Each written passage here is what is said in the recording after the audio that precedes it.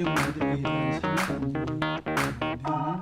추가적으로 필요시 제가 전달해 드리도록 하고, 다음은 블로그 포스팅에 도움이 되는 앱 3개를 알려드리도록 하겠습니다. 저는 기본적으로 필요한 앱은 PC 바탕화면에 설치를 해서 사용을 하고 있는데, 그때 PC 바탕화면에 설치한 앱은 그림판, 그 다음에 두 번째 포토스케이프, 세 번째 RC 이렇게 설치를 하고 사용하고 있습니다. 자, 그러면 그림판은 무슨 기능인가요? 그림판은 화면을 캡처할 때 사용하는 기능으로 활용합니다. 포토스케이프는 그 캡처된 사진을 갖다가 편집하는 데 사용을 하게 되겠고, RC는 동영상을 만드는 데 기본적으로 사용되는 기능이라고 할 수 있습니다. 자, 그러면 어떻게 생겼는지 모양을 한번 살펴볼까요? 자, 그림에서 보다시피 제일 위에 있는 것은 RC, 그 다음에 두 번째 있는 것은 포토스케이프, 세 번째 것은 그림판이 되겠습니다.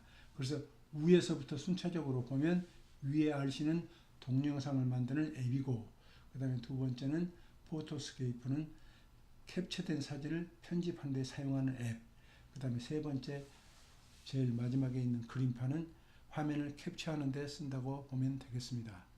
자, 그 다음에 카카오톡, PC 카카오톡에 대해서 설명을 드리도록 하겠습니다. 어떤 사람의 경우는 핸드폰에 있는 사진을 갖다가 블로그에 포스팅을 하기 위해서 애를 먹는 경우가 있는데, 이때 쉽게 하는 방법은 PC에다 PC 카톡을 설치하는 것이 좋습니다. 그럼 어떻게 해야 되나요? 검색창에서 카카오톡을 검색을 해서 보면 PC 카톡에 설치할 수 있도록 반영이 되어 있습니다.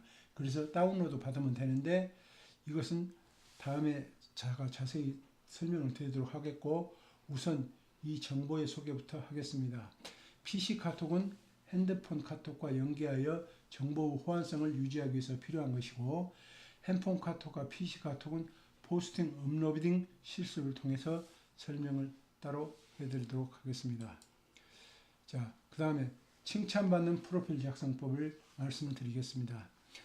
가끔 어떤 블로그에 들어가서 보면 프로필 작성하는 데 있어서 보게 되면 비공개로 설정이 되어 있고, 또 그 항목마다 자세히 설정이 되어 있지, 기재가 되어 있지 않는 경우를 많이 보게 되는데, 비즈니스를 하는 블로그라고 하면 프로필 작성하는데 공개형으로 설정하는 것이 마땅하고, 그 다음에 모든 내용을 진실성 있게 다 오픈시키는 게 좋다고 볼 수 있습니다.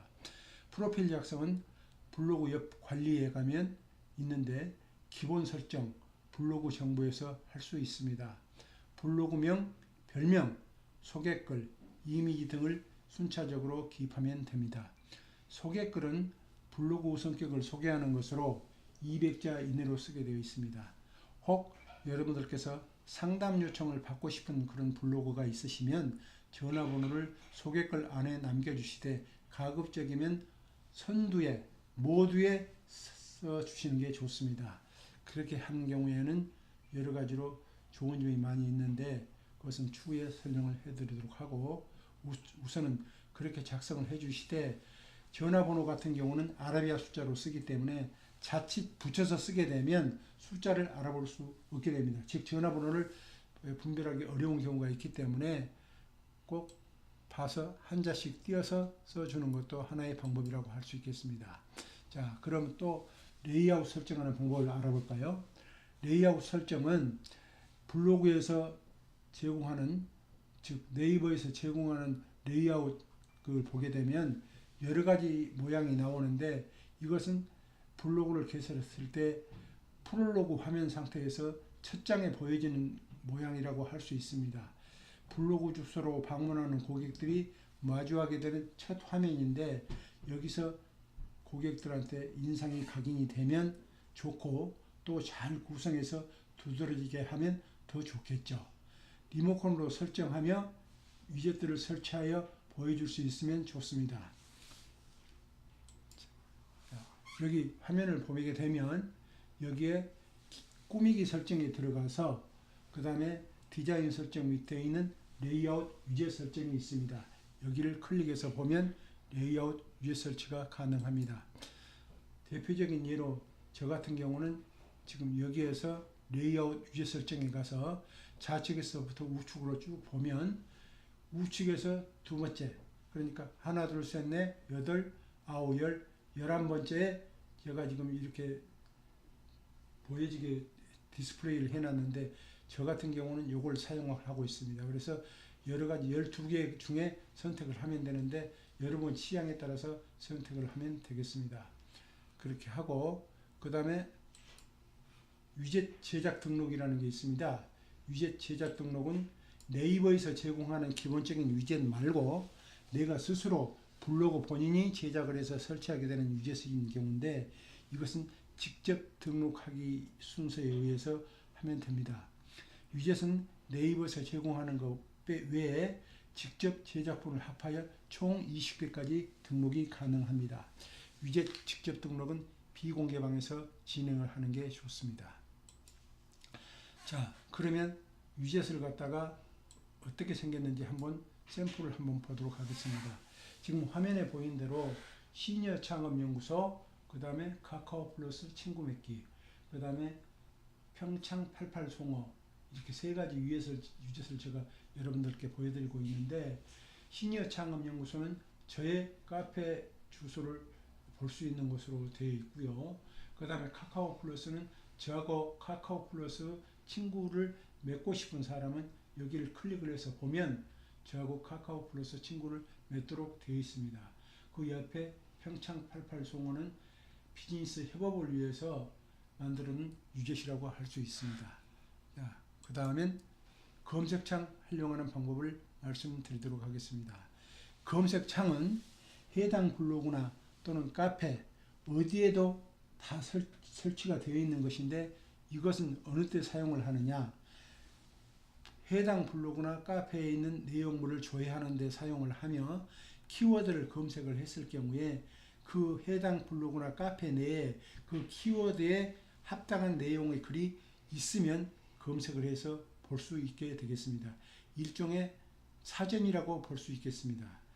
해당 블로그 내의 내용물을 조회할 수 있는 사전 같은 역할을 한다, 이렇게 보면 되겠습니다. 자, 그러면 블로그 모양은 이렇게 되어 있습니다. 설치 위치는 제각각 다르지만 이런 모양으로 해서 여기에 키워드를 넣고 그 다음에 돋보기 모양을 클릭을 하면 그 해당 블로그나 카페 내에서 그 키워드에 해당하는 글들이 전부 보여지게 되어 있습니다. 자, 그 다음에 로고 분석에 대해서 말씀드리도록 하겠습니다. 로고 분석은 일종의 통계를 얘기하는데요. 블로그인 경우는 내 블로그에 방문자 수가 몇 사람이나 되는지, 또 어떤 키워드로 방문을 했는지, 여자가 방문하는 사람은 몇이고 남자가 방문하는 사람은 몇인지, 또 어느 시간대에 어떻게 방문을 했는지 등등의 여러 가지 형태의 것을 다 볼 수 있습니다.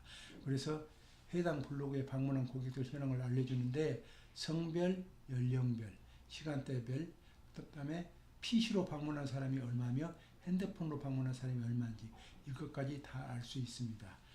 내 블로그에 반응한 사람들의 면면을 다 확인할 수 있다고 보면 되겠습니다.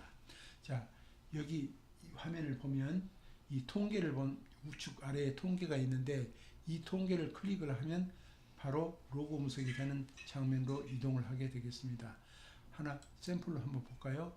자, 이것은 지금 내 블로그 통계라고 하는 곳에서 들어와서 봤을 때 오늘이라고 하는 일간 현황을 갖다가 이렇게 보고 있는데 지금 2019년 2월 13일 현재인 경우 오늘 조회수가 336, 그 다음에 공감수가 얼마, 댓글수가 얼마, 이웃 증가수가 얼마 이렇게 보여지게 됩니다. 여기는 일반 현황 말고 조회수, 순방문자 수, 방문의 수 전부 다 각각의 카테고리별로 다 이렇게 클릭을 하면 전부 다 확인이 가능합니다. 그 다음에 이웃 맺기 방법을 말씀드리겠습니다. 블로그는 기본적으로 트래픽이 중요하고 그 다음에 지수가 중요합니다.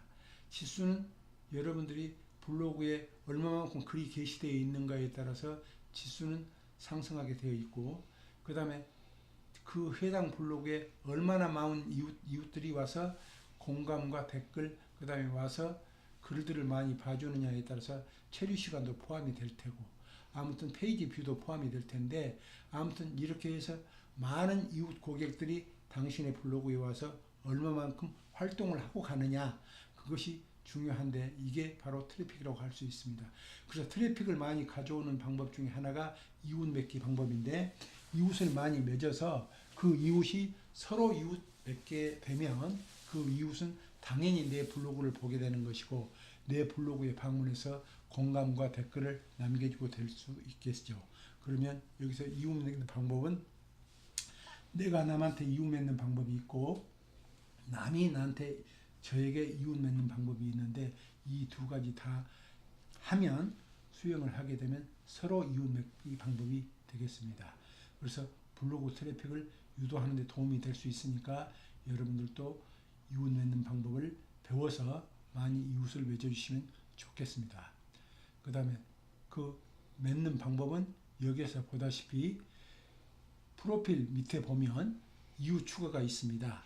이거는 당연히 계정을 안 만들어졌을 때, 계정 없이 어느 블로그에 방문했을 때 이렇게 보여주는 것인데, 이걸 이웃 추가를 클릭을 하게 되면 바로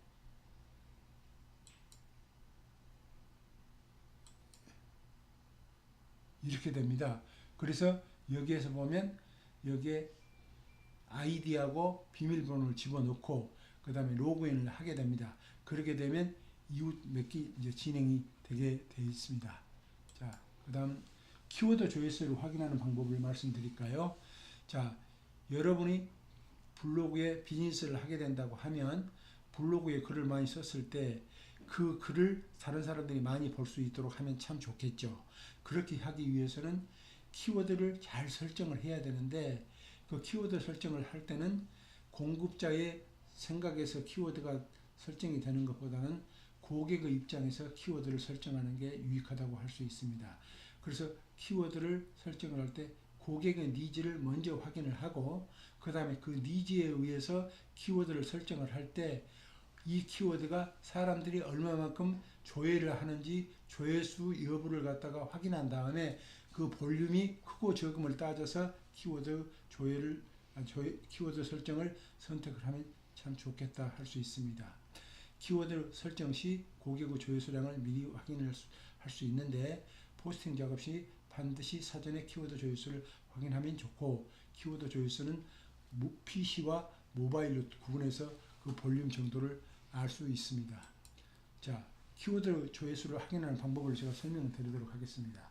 네이버 메인 창에 가서 제일 밑에 보면 고객센터가 있습니다. 그 고객센터에 가서 클릭을 하게 되면 그 광고하는 그 페이지로 넘어가게 되는데, 다 이렇게 진행을 하다 보면 키워드 도구가 나옵니다. 그래서 키워드 도구를 클릭을 하면 그 다음에 키워드를 넣는 이 검색창이 나오고, 여기에 검색 키워드를 넣고 조회하기를 누르면 해당 키워드에 대한 PC, 그 다음에 모바일 이렇게 두 가지가 각각 어떻게 고객들이 조회를 하고 있는지를 알 수 있는데, 그 하나의 샘플을 보면 이렇게 보여줄 수 있습니다. 상단 노출 경우에 이렇게 조회를 해봤더니 이렇게 보여지는 거죠. 자, 상단 노출 같은 경우는 여기에 PC로 조회한 수가 20, 그 다음에 모바일에 조회한 수가 10 이렇게 되는데, 이거는 최근 바로 직전 한 달간을 통계로 해서 나온 숫자라고 볼 수 있습니다. 참고적으로 그 밑에 보면 온라인 마케팅 같은 경우는 여기에 PC로 조회하는 숫자가 4160, 그 다음에 모바일로 조회하는 숫자가 3050 이렇게 됩니다.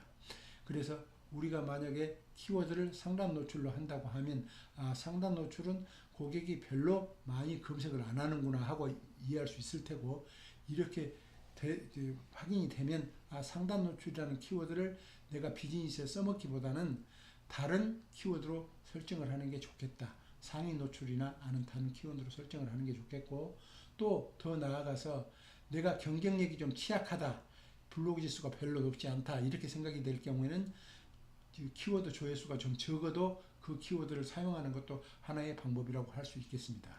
자, 그 다음에 또 다른 것을 하나 보겠습니다.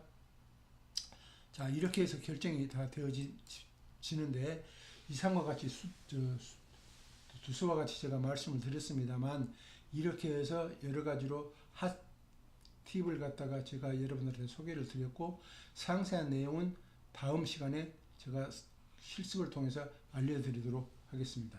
이상입니다. 감사합니다. 많이 좀 부족하죠? 아니야, 아니에요.